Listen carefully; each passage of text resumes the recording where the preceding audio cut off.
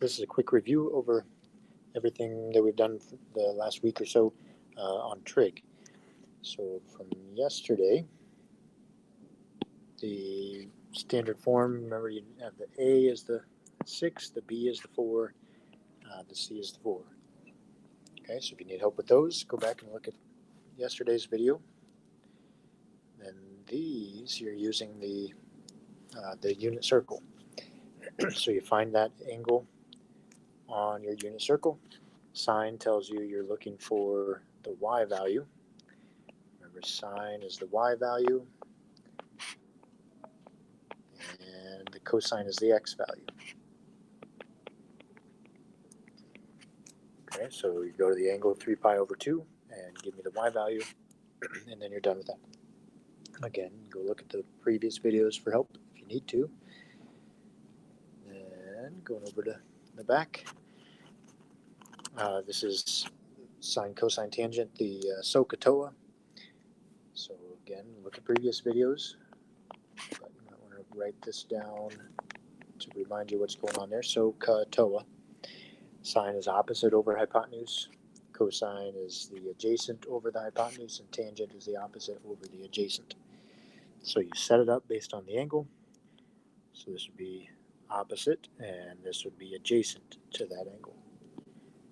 And once you know your parts, there's the opposite, there's the adjacent, then you know which of the three to use. So this one's going to use tangent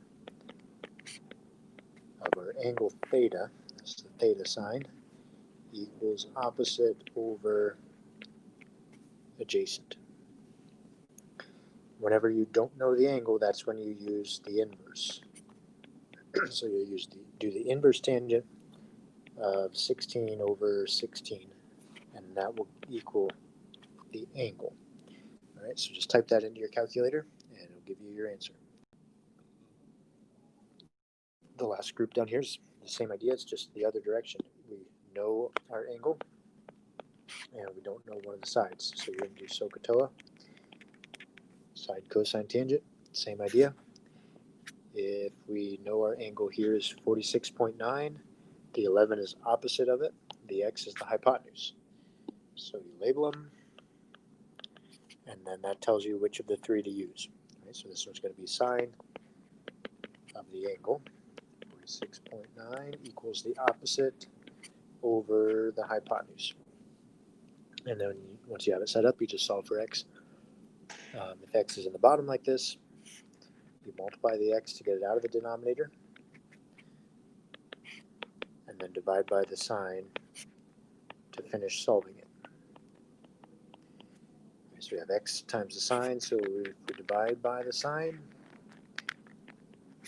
then we will cancel out that sign, so x equals whatever you get from this calculation.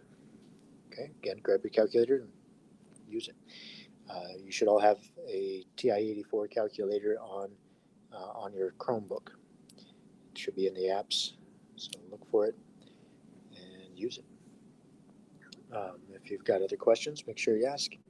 Stay on top of your work. Keep getting stuff turned in on time so you don't have any late work and therefore zeros.